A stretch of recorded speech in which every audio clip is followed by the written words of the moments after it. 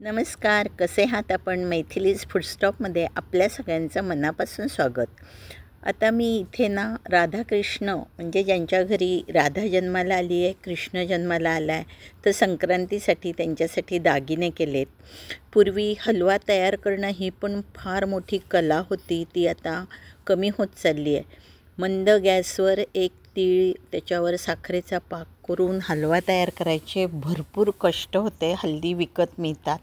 तर आता इथे मी श्रीकृष्णासाठी हे मोरपीस असलेला मुकुट, गळ्यातलं, तसंच कंबरपट्टा, हार तयार केलेला आहे. तो म्हणजे अबोलीच्या फुलांचा, मंजिरी, तुळशीच्या आणि मोगऱ्याच्या फुलांचा केलेला आहे. छानशी बासरी केली आहे. बहुतेक राधेने इथं लोण्याचं हे पण आणून ठेवलं आहे, गडवा, श्रीकृष्णासाठी.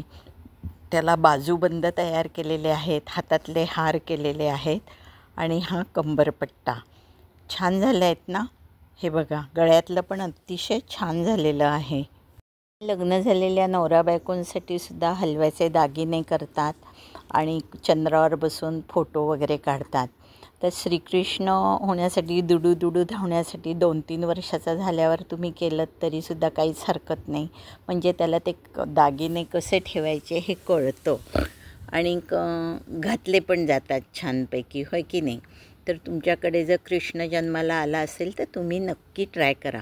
आता राधेचे दागिने आपण बघू. हे बघा, राधेसाठी पण मी मुकुट केलेला आहे, बांगड्या केलेल्या आहेत, बाजूबंद केलेत, हार केलेला आहे, तसंच कंबरपट्टा तयार केलेला आहे आणि तिनं इथं माठ सजवलेला आहे लोणी भरून ठेवण्यासाठी.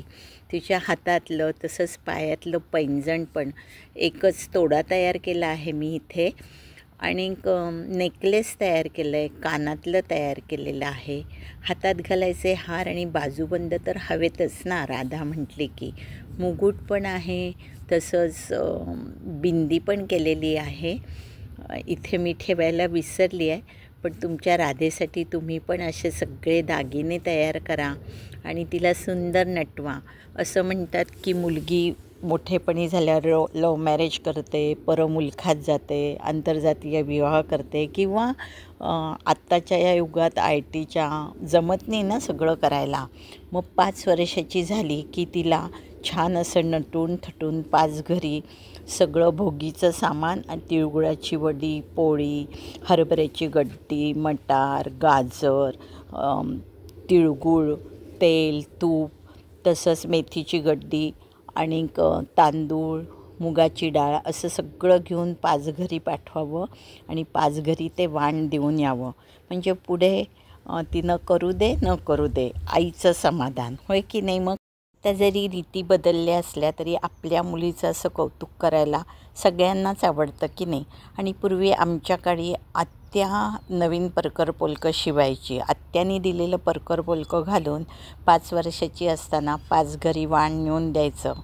ते सुद्धा कौतुक इतकी सगळीजणं करायची आणि आपलं तर मन अगदी काठोकाठ भरून यायचं. मग तुमच्याकडे राधा आहे ना, तुम्हीसुद्धा असे दागिने घरी तयार करा. ठीक आहे, वेळ नाही आहे, मग हल्ली विकत पण मिळतात, विकत आणा आणि मग छान तिला नवीन परकर पोलकं शिवून असं सगळे दागिने घालून तिचे फोटो काढा, शेअर करा. मी वाट बघते बरं का तुम्ही केलेल्या दागिन्यांचे फोटो पाहण्याची.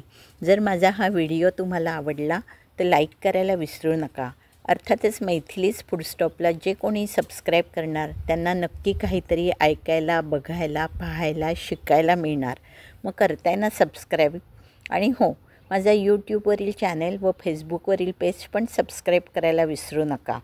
चला तर मग परत भेटू अशीच एक नवीन रेसिपी नाही तर काहीतरी कलाकृती घेऊन. तोवर खात राहा, पीत राहा, मजेत राहा, आनंदित राहा. ह्या वर्षी, नवीन वर्षी माझ्यातर्फे व माझ्या कुटुंबातर्फे तुम्हाला सगळ्या सणांसाठी हार्दिक शुभेच्छा.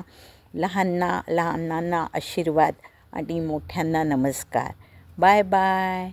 नमस्कार. धन्यवाद.